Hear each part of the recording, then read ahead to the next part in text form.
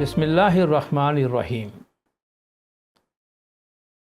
قرآن حکیم میں اللہ تبارک و تعالیٰ کا ارشاد ہے کہ اس نے انسان کو، آدم کی اولاد کو، تمام دیگر مخلوقات پر بہت بڑی فضیلت عطا کی ہے، اور اسی معنی میں انسان کو اشرف المخلوقات یعنی تمام مخلوقات میں بہترین مخلوق قرار دیا ہے۔ اللہ تعالیٰ کا ارشاد ہے وَلَقَدْ كَرَّمْنَا بَنِي آدَمَ، اور ہم نے آدم کی اولاد پہ بڑا احسان کیا۔ وَحَمَلْنَاهُمْ فِي الْبَرِّ وَالْبَحْرِ، اور اسے ہم نے زمین پر اور پانی پر سوار کیا، یعنی زمین اور پانی پر وہ مسخر ہوا۔ وَرَزَقْنَاهُمْ مِنَ الطَّيِّبَاتِ، اور اسے ہم نے بہت سی پاکیزہ چیزوں میں سے خوراک عطا کی، رزق عطا۔ وَفَضَّلْنَاهُمْ عَلَى كَثِيرٍ مِّمَّنْ خَلَقْنَا تَفْضِيلًا، اور جتنی بھی مخلوقات ہم نے پیدا کی ہے ان سب پر انسان کو ہم نے بڑی فضیلت عطا کی ہے۔ سورۃ التین میں اللہ تبارک و تعالیٰ کا ارشاد ہے وَالتِّينِ وَالزَّيْتُونِ وَطُورِ سِينِينَ وَهَذَا الْبَلَدِ الْأَمِينِ لَقَدْ خَلَقْنَا الْإِنسَانَ فِي أَحْسَنِ تَقْوِيمٍ، یعنی قسم ہے انجیر کی اور زیتون کی اور طور سینین کی اور اس امن والے شہر کی، یقیناً ہم نے انسان کو بہترین صورت میں بنایا ہے۔ احسن التقویم، بہترین تقویم میں ہم نے انسان کو پیدا کیا۔ سوال یہ پیدا ہوتا ہے کہ اللہ تبارک و تعالیٰ نے اتنی مخلوقات میں سے انسان کو فضیلت عطا کی ہے، بڑائی عطا کی ہے، تو وہ کون سی ایسی چیز اللہ تبارک و تعالیٰ نے انسان کو عطا کی ہے جو دیگر مخلوقات کو عطا نہیں ہوئی، جس کی وجہ سے انسان کو یہ فضیلت حاصل ہوئی ہے؟ اور ہم غور کریں گے تو اس کا جواب یہ ملے گا کہ یہ جو نعمت اللہ تبارک و تعالیٰ نے صرف انسان کو عطا کی ہے وہ اس کی عقل ہے، اس کا انٹلیکٹ ہے، جس کی وجہ سے وہ تمام مخلوقات پر افضل ہوا اور دیگر تمام مخلوقات سے جداگانہ بھی ہوا، علیحدہ بھی ہوا۔ عقل ایک ایسی نعمت ہے اللہ تبارک و تعالیٰ کی کہ جس میں یہ صلاحیت موجود ہے کہ وہ علم حاصل کرے اور اس علم کی روشنی میں اس کے لیے کیا درست ہے اور کیا غلط ہے، کیا صحیح ہے کیا غلط ہے، کیا اچھا ہے کیا برا ہے، اس کی تعلیم لے سکے، اور اس تعلیم کے لیے اسے ہدایت کی ضرورت ہے، اور یہ ہدایت بھی اسے اللہ تبارک و تعالیٰ کی جانب سے دے دی گئی ہے کہ اس کے لیے کیا اچھا ہے اور کیا برا ہے۔ یہ انٹلیکٹ، یہ عقل ہی ہے جس کی وجہ سے ہمیں اختیارات دیے گئے ہیں، ہمیں انتخاب کی آزادی یعنی فریڈم آف چوائس دیا گیا ہے کہ ہم اپنی مرضی سے چوز کریں، اپنی مرضی سے انتخاب کریں کہ ہمیں کون سا کام کرنا ہے، کون سا راستہ اختیار کرنا ہے۔ اور اسی آزادی کی وجہ سے ہم پر یہ ذمہ داری عائد کی گئی ہے کہ ہم اپنے اعمال کے خود جواب دہ ہوں گے، کیونکہ ہم نے اپنی عقل استعمال کر کے، اپنے اختیارات کو استعمال کر کے ہم نے وہ راستہ اختیار کیا، اس کے لیے ہم جواب دہ بھی ہیں۔ اللہ تبارک و تعالیٰ کا ارشاد ہے وَنَفْسٍ وَمَا سَوَّاهَا، قسم ہے نفس کی اور جس نے اسے درست کیا، فَأَلْهَمَهَا فُجُورَهَا وَتَقْوَاهَا، اور اس میں ہم نے اس کی برائیاں اور اس کی پاکیزگیاں دونوں چیزیں اس میں ودیعت کر دی، اس میں ڈال دی ہم نے، یعنی دونوں راستے بتا دیے۔ قد افلح من زکاہا، وہ کامیاب ہوا جس نے اس نفس کو پاک و پاکیزہ کر لیا۔ وقد خاب من دساہا، اور وہ نامراد ہوا جس نے اس نفس کو اپنی خواہشات کے نیچے دبا دیا۔ ایک اور مقام پر اللہ تبارک و تعالیٰ کا ارشاد ہے وَهَدَيْنَاهُ النَّجْدَيْنِ، اور ہم نے اسے دونوں راستے بتا دیے، یعنی انسان کو دونوں راستے بتا دیے۔ یہ کامیابی کا راستہ ہے، یہ نامرادی کا راستہ ہے، یہ اچھا راستہ ہے، یہ برا راستہ ہے، یہ ملکوتیت کا راستہ ہے، یہ حیوانیت کا راستہ ہے۔ اب یہ تمہارے ہاتھ میں ہے کہ کون سا راستہ تم اختیار کرتے ہو۔ جس مالک نے ہمیں بنایا ہے، ہمارا خالق، ہماری توانائیوں، ہمارا اسٹرینتھ، ہماری طاقت اور ہماری کمزوری، دونوں چیزوں سے اچھی طرح واقف ہے، اور اسی مالک کا یہ ارشاد ہے کہ وَخُلِقَ الْإِنسَانُ ضَعِيفًا، انسان کمزور بنایا گیا ہے۔ جس مالک نے ہمیں بنایا ہے اس نے کہا انسان میں اگرچہ بہت سی خوبیاں موجود ہے، مگر بنیادی طور پر انسان بڑا ضعیف ہے، انسان بڑا کمزور ہے، اور اس فطری کمزوری کی وجہ سے یہ قدرتی بات ہے کہ وقتاً فوقتاً انسان اپنی زندگی گزارتے ہوئے سیدھے راستے سے بھٹک جاتا ہے، صراط مستقیم سے بھٹک جاتا ہے، سیدھی راہ سے الگ ہو جاتا ہے، اور اس کے لیے اسے بار بار وارن کیا جاتا ہے کہ تم سیدھے راستے پہ آ جاؤ۔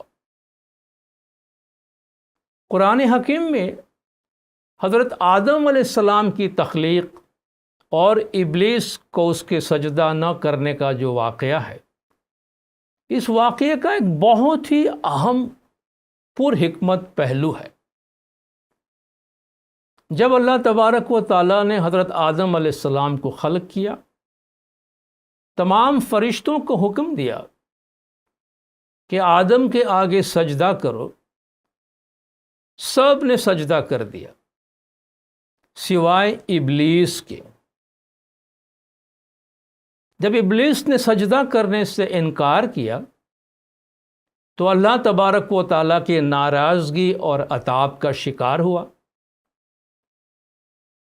اور نتیجتاً اللہ تبارک و تعالیٰ نے اسے اپنے دربار سے ملعون کر دیا، اپنے دربار سے نکال دیا، دور کر دیا۔ مگر ابلیس خاموشی سے اللہ کے دربار سے چپکے سے چلا نہیں گیا، اس نے اللہ تبارک و تعالیٰ سے کچھ مہلت مانگی بعض چیزوں کے بارے میں۔ جب اللہ نے اسے اپنے دربار سے دور کیا تو اس نے گزارش کی کہ قال انظرنی الی یوم یبعثون، اے اللہ مجھے اس دن تک کی مہلت دے جب تک کہ سب لوگ اٹھائے جائیں گے، یعنی قیامت تک کے لیے تو مجھے مہلت دے۔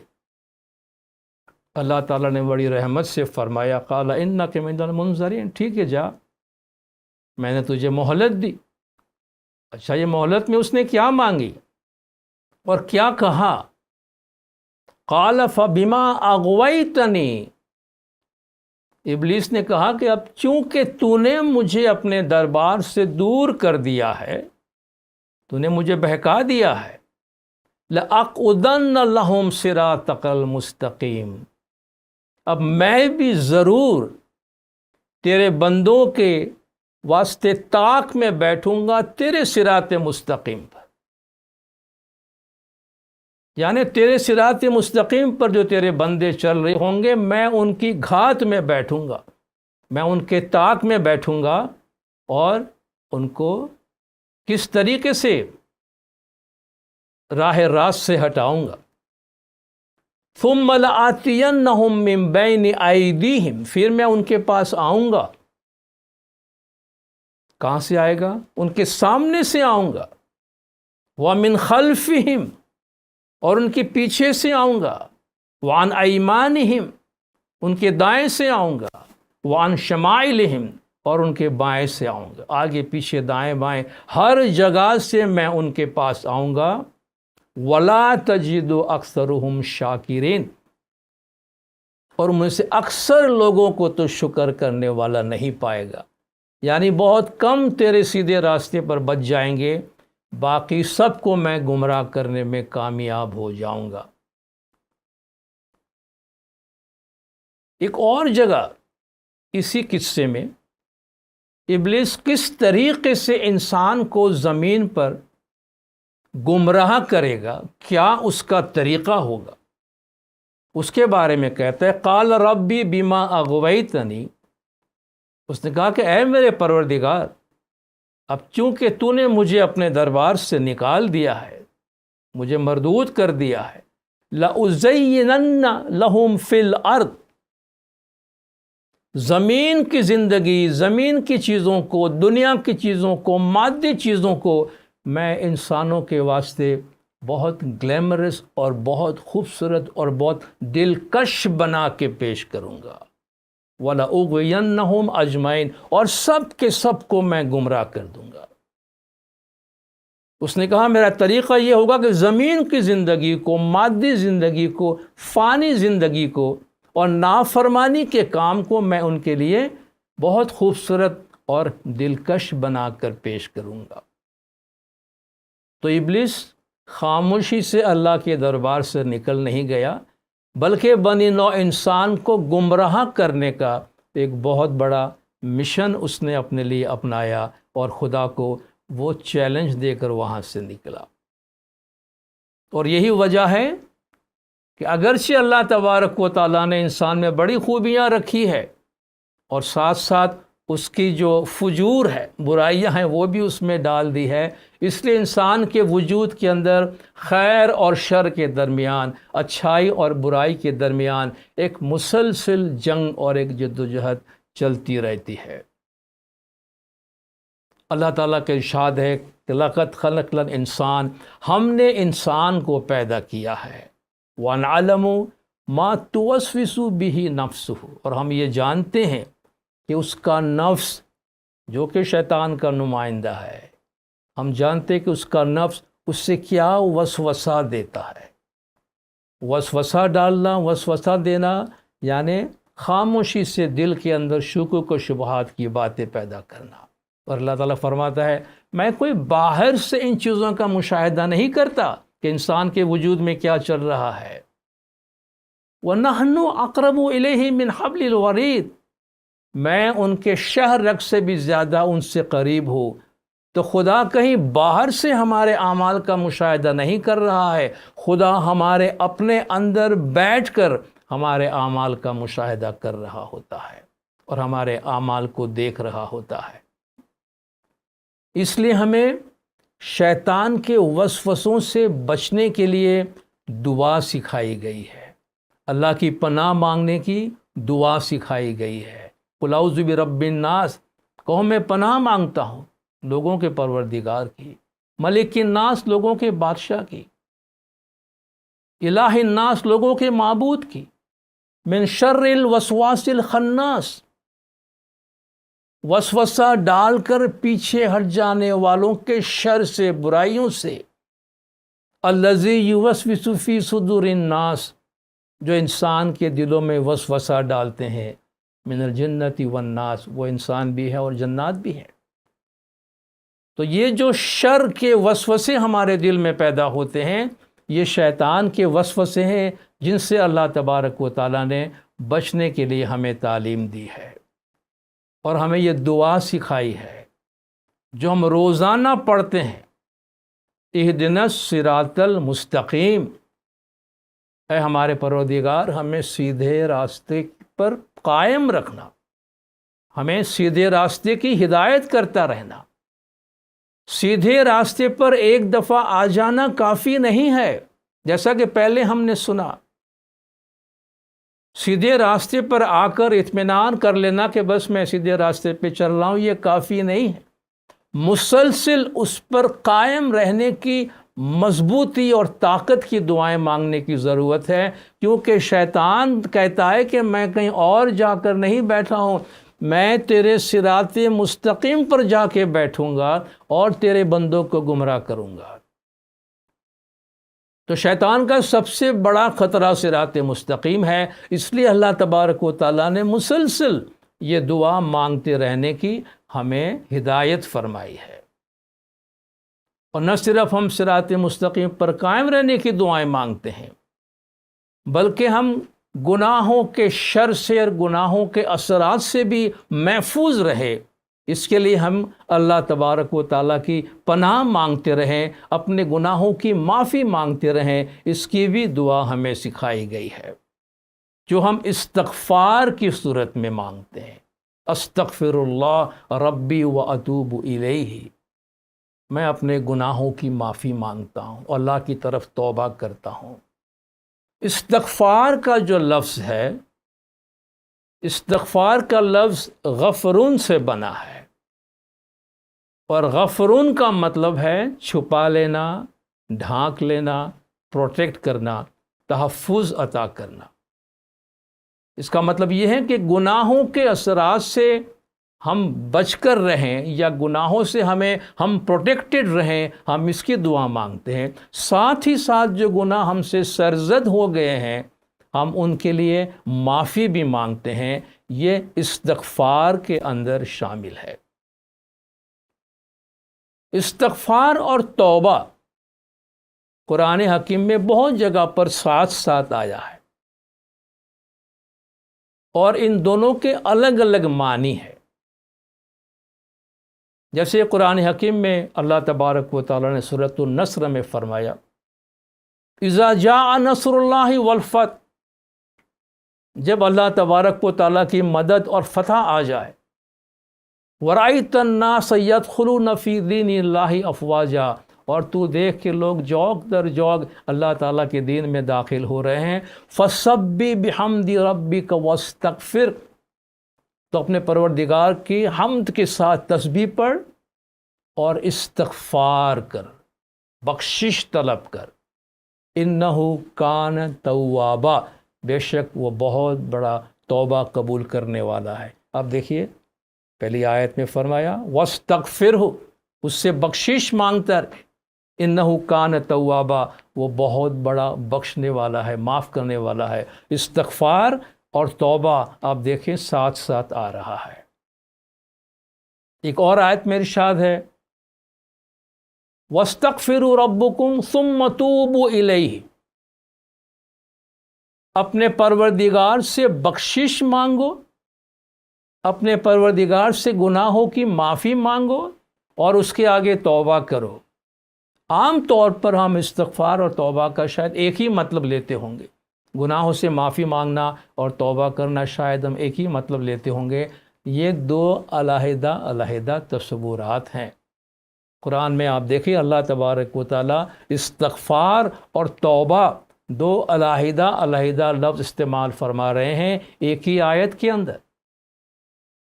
ہم بھی جب اپنی تسبیح پڑھتے ہیں اپنی جماعت میں، تو ہم تسبیح پڑھتے استغفر اللہ ربی و اتوب الیہ، میں اپنے پروردگار سے اپنے گناہوں کی معافی مانگتا ہوں اور اس کی طرف توبہ کرتا ہوں۔ تو جب میں نے معافی مانگ لی اپنے گناہوں کی، اس کے بعد یہ جو توبہ میں کر رہا ہوں، اس توبہ میں کیا کر رہا ہوں، اس میں کیا کہہ رہا ہوں، ہم اس کی تفسیر آگے چل کے دیکھتے ہیں۔ توبہ کا مطلب ہے رجوع کرنا یا واپس آنا، کسی کی طرف ٹرن ہونا یا کہیں ریٹرن ہونا، اپنا چہرہ کسی طرف کرنا یا واپس ہونا۔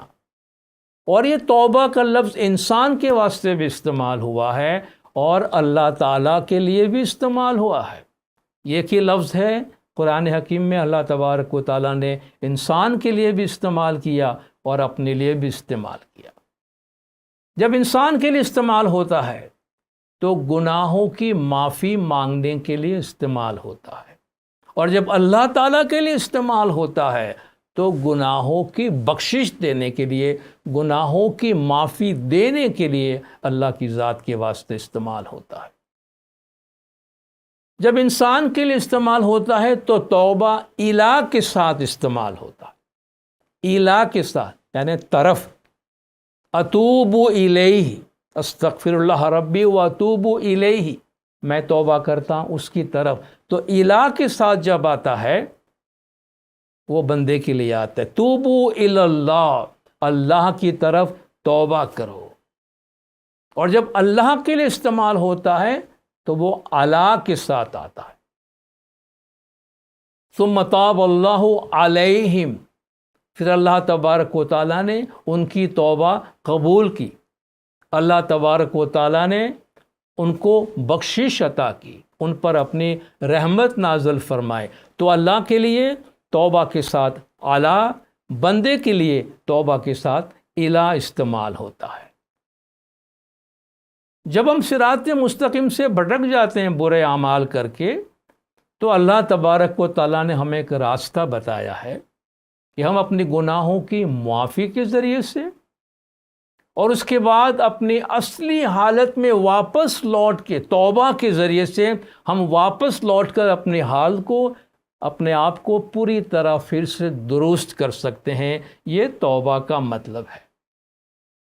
مثال کے طور پر اگر ہمیں کوئی بیماری ہو جاتی ہے، ہم کوئی کھانے پینے کی ہماری غلط عادتوں کی وجہ سے، نشہ آور چیزوں کی وجہ سے ہم کیئرلیس ہو جاتے ہیں، اس سے ہماری صحت خراب ہو جاتی ہے، یا ہمیں کہیں کوئی زخم لگ جاتا ہے، تو یہ ہماری صحت کا خراب ہونا، زخم لگنا، یہ گویا ایک گناہ ہے۔ اب اس پہ بیٹھ کے صرف افسوس کرنے سے کام نہیں ہوگا، تو ہم کیا کرتے ہیں؟ جب بیمار ہوتے ہیں اور ریئلائز کرتے ہیں کہ میں نے اچھی عادت نہیں اپنائی، اس کی وجہ سے بیمار ہو گیا، تو میں ڈاکٹر سے رجوع کرتا ہوں، ڈاکٹر کے پاس جاتا ہوں، ڈاکٹر مجھے دوائیاں بھی دیتا ہے، پرہیز بھی دیتا ہے، اور ساتھ ساتھ اپنی لائف سٹائل کو بہتر کرنے کے مشورے بھی دیتا ہے۔ جب میں ان تمام چیزوں پہ عمل کرتا ہوں اور میری صحت بحال ہو جاتی ہے، تو یہ میری توبہ ہے، یہ میری توبہ ہے۔ بالکل اسی طرح جس طرح گناہ کر کے ایک انسان اپنی روح کو تکلیف میں ڈالتا ہے، داغدار کرتا ہے، ناپاک کرتا ہے، تو پھر اس سے وہ توبہ کر کے اپنے آپ کو درست کرنے کے راستے کی طرف آ جاتا ہے۔ جب یہ پورا پروسیس مکمل کرتا ہے تب اس کی توبہ قبول ہوتی ہے۔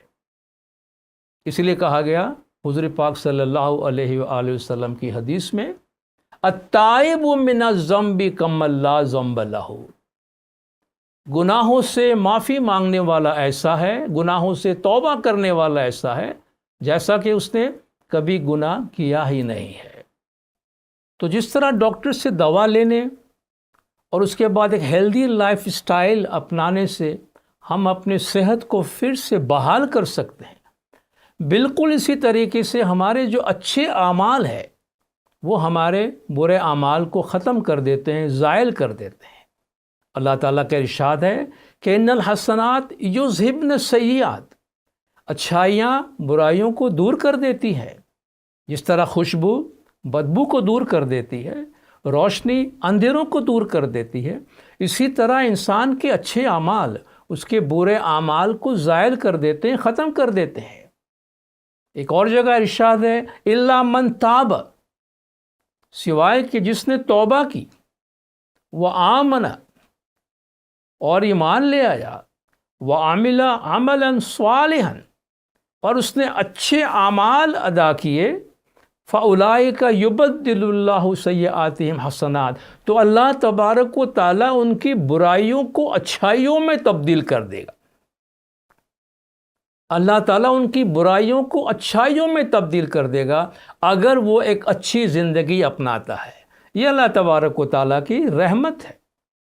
اللہ تعالیٰ کے ارشاد ہے تمام بنی آدم کے لیے، تمام انسانوں کے لیے، توبوا الی اللہ جمیعا ایھا المؤمنون لعلکم تفلحون، اے تمام مومنوں تم سب کے سب ایک ساتھ اللہ تبارک و تعالیٰ کی طرف توبہ کرو. دیکھیں یہاں توبو الی اللہ جمیعاً، اللہ تعالیٰ کی طرف تم سب کے سب توبہ کرو اے مومنو، تاکہ تم کامیاب ہو جاؤ.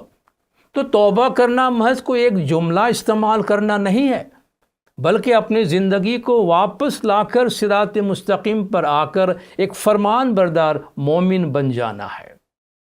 اللہ تعالیٰ کا ارشاد ہے الم یعلم ان اللہ هو یقبل التوبۃ عن عبادہ، کیا ان کو نہیں معلوم کہ اللہ تبارک و تعالیٰ اپنے بندوں کی توبہ قبول کرتا ہے، ویأخذ الصدقات، اور اس کے صدقات بھی قبول کرتا ہے، وَأَنَّ اللَّهَ هُوَ التَّوَّابُ الرَّحِيمُ، اور اللہ تبارک و تعالیٰ بہت بڑی توبہ قبول کرنے والا اور بہت بڑا مہربان ہے.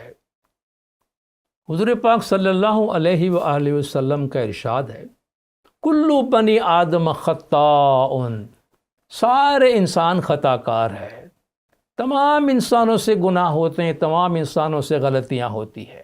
وَخَيْرُ الْخَطَّائِينَ التَّوَّابُونَ، مگر ان خطا کاروں میں بہترین وہ ہے جو توبہ کرتے رہتے ہیں، جو اپنے گناہوں کی معافی مانگتے رہتے ہیں.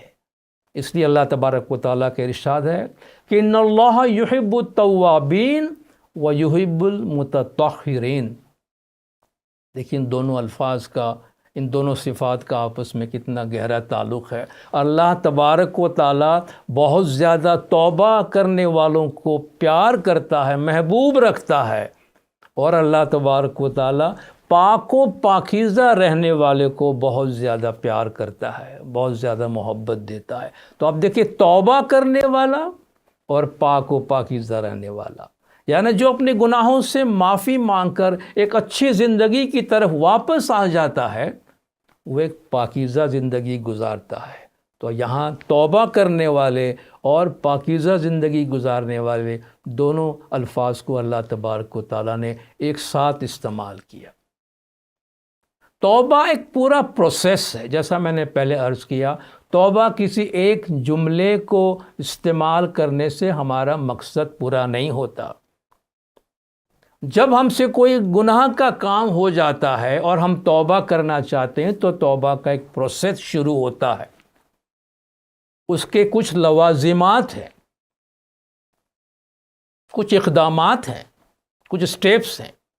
سب سے پہلے غلطی کا احساس ہونا، ندامت ہونا کہ مجھ سے غلط کام ہو گیا ہے، مجھے افسوس ہے مجھ سے غلط کام ہو گیا ہے. نمبر 2، اس کے لیے ہم معافی مانگے کہ اے خدایا درگزر کرنا، مجھ سے بھول ہو گئی ہے، مجھے معاف کرنا. اپنی اصلی حالت کی طرف واپس لوٹیں، گناہ کرنے سے پہلے جس پاکیزہ حالت کی طرف تھے اس طرف واپس لوٹیں. اللہ سے وعدہ کرے اس دفعہ غلطی ہو گئی، آئندہ ایسا نہیں ہوگا، اس دفعہ میں کر چکا ہوں، وعدہ کرتا ہوں کہ میں اس کو ریپیٹ نہیں کروں گا. اور اس وعدے پہ برقرار رہیں کہ پھر ہم اس کو ریپیٹ نہ کریں. اور سب سے بڑھ کر جہاں ہم کمپنسیٹ کر سکتے ہیں، تلافی مافات، ہم سے جو کچھ خطائیں سرزد ہوئی ہے اس میں جس کو کسی کو اگر نقصان پہنچا ہے تو اس نقصان کو بھی ہم دور کرنے کی کوشش کریں، کمپنسیٹ کرنے کی کوشش کریں، تب جا کر وہ توبہ قبول ہوتی ہے، تب توبہ کا پروسیس مکمل ہوتا ہے. مثال کے طور پر میں ایک راستے پہ جا رہا ہوں، صراط مستقیم پہ چل رہا ہوں، راستے میں مجھ سے کوئی بھول ہو گئی، غلطی ہو گئی، شیطان کے ورگلانے میں آ گیا تو صراط مستقیم سے اتر گیا، مین راستے سے اتر کر کہیں کچے میں چلا گیا. یہ ہو گیا میرا گناہ. تھوڑی دیر آگے جا کے احساس ہوا کہ نہیں، میں غلط راستے پہ آ گیا ہوں، کسی نے مجھے بھٹکا دیا ہے، یہ میرا راستہ یہ نہیں ہے، صراط مستقیم یہ نہیں ہے. اب مجھے کیا کرنا ہے؟ اب میری توبہ کیا ہوگی؟ میں اگر وہیں بیٹھا بیٹھا زندگی بھر ہے میرے پروردگار مجھ سے بھول ہو گئی، میں صحیح راستے سے بھٹک کے نیچے آ گیا ہوں، یہ افسوس ہی کرتا رہا تو میرا کچھ بھلا ہونا ہے؟ میں خدا سے کہتا ہوں خدایا مجھ سے بھول ہو گئی ہے، میں صراط مستقیم سے اتر گیا ہوں، اب مجھے لوٹ کے واپس وہاں آنا ہے جہاں سے میں صراط مستقیم سے نیچے اتر گیا تھا. جہاں سے میں راستہ چھوڑ کے کچے پہ چلا گیا تھا، میں وہاں واپس آتا ہوں اور خدا سے کہتا ہوں کہ اب میں سیدھے راستے پہ جاؤں گا، اب نہیں بھٹکوں گا، اور سیدھے راستے پہ جا رہا ہوں، وہ نہیں بھٹکتا ہوں، تب میری توبہ قبول ہوتی ہے۔ اس کو کہتے ہیں توبہ، کہ ٹو ٹرن ٹو، آپ اس کی طرف پھر سے رجوع ہوتے ہیں، اپنی اس جگہ پہ واپس آتے ہیں، تب وہ توبہ قبول ہوتی ہے۔ ہم جو گناہ کرتے ہیں اس گناہ کے بھی 3 درجات ہیں، 3 لیولز ہیں۔ عام طور پر ہم یہ سمجھتے ہیں اللہ تبارک و تعالیٰ سارے گناہ معاف کر دیتا ہے، اور یقیناً اللہ تبارک و تعالیٰ سارے گناہ معاف کر دیتا ہے، مگر ایک موقع ایسا آتا ہے جس کے لیے اللہ تعالیٰ فرماتا ہے اب اس کی توبہ قبول نہیں ہو سکتی، اور اس کی بھی وجہ ہے۔ توبہ کا جو مطلب ہے اس میں یہ وجہ موجود ہے کہ کیوں اللہ تعالیٰ فرماتا ہے کہ اب ان کے لیے توبہ نہیں ہے۔ تو توبہ کے 3 مراحل ہیں، ابتدائی، درمیانہ اور فائنل یا آخری۔ ابتدائی مرحلہ تو یہ ہے کہ انما التوبۃ علی اللہ للذین یعملون السوء بجہالۃ، اللہ کے نزدیک ان لوگوں کی توبہ قابل قبول ہے، اللہ ان کی توبہ قبول کرتا ہے جو جہالت سے، غلطی سے برائیاں کر بیٹھتے ہیں، ثم یتوبون من قریب، اور فوراً ہی توبہ کر لیتے ہیں۔ انیشیل اسٹیج پر، ابتدائی مرحلے میں غلطی کا احساس ہوتے ہی توبہ کر لیتے ہیں، فَأُولَئِكَ يَتُوبُ اللَّهُ عَلَيْهِمْ، اللہ تبارک و تعالیٰ ان کی توبہ قبول کر لیتا ہے۔ اللہ تبارک و تعالیٰ وَكَانَ اللَّهُ عَلِيمًا حَكِيمًا، اللہ بڑا علیم، بڑا حکیم ہے۔ تو آپ نے دیکھا کہ غلطی ہونے کے ساتھ احساس ہوا، فوراً توبہ کر لی، اللہ ان کی توبہ قبول فرما لیتا ہے۔ درمیانی مرحلہ کہ انسان گناہ کرتا جاتا ہے، کچھ عرصے کے بعد احساس ہوتا ہے کہ نہیں، زندگی میں نے کافی بگاڑ لی ہے، اب میں توبہ کرتا ہوں، واپس آتا ہوں، اچھی زندگی گزاروں گا، اور اپنے آپ کو درست کر لیتا ہے، اپنی اصلاح کر لیتا ہے، اللہ ان کی توبہ قبول کرتا ہے جب وہ اپنی زندگی کو پھر سے درست کر لیتے ہیں۔ اِلَّا الَّذِينَ تَابُوا مِن بَعْدِ ذَلِكَ، سوائے کہ جن لوگوں نے اس کے بعد توبہ کیا، وَأَصْلَحُوا، اور اپنی اصلاح کر لی، اپنے آپ کو سدھار لیا، فَإِنَّ اللَّهَ غَفُورٌ رَحِيمٌ، اللہ تبارک و تعالیٰ بڑا بخشنے والا، بڑا مہربان ہے۔ اب آیا تیسرا مرحلہ جہاں اللہ تعالیٰ فرماتا ہے وَلَيْسَتُ التَّوْبَةُ، ان کے لیے توبہ نہیں ہے۔ کن کے لیے؟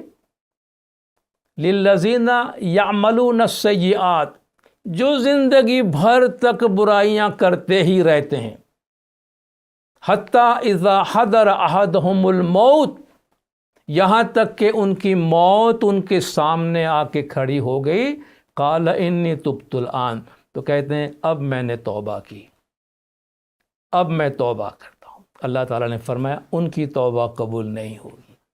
جو زندگی بھر برائیاں کرتے رہتے ہیں اور جب موت آ کے سامنے، عذاب سامنے کھڑا ہو گیا، تو کہنے لگی اب میں توبہ کرتا ہوں۔ اچھا، یہاں توبہ قبول کیوں نہیں ہو سکتی؟